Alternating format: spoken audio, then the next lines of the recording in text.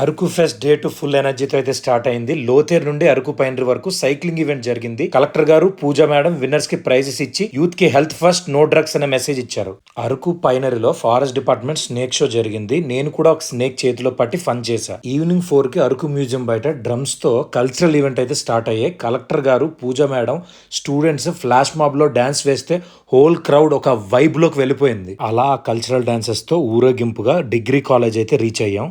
అక్కడ hot air balloon, pot making, అలానే మన అరకు తాలిని అయితే లాంచ్ చేశారు. Araku degree students, Manipur, Assam cultural dances మరియు హైదరాబాద్ మ్యూజిక్ బ్యాండ్ క్రౌడ్ని ఫుల్గా డ్యాన్స్ చేయించేలా చేసి డే 2 అయితే సూపర్ సక్సెస్ఫుల్గా ఎండ్ అయింది.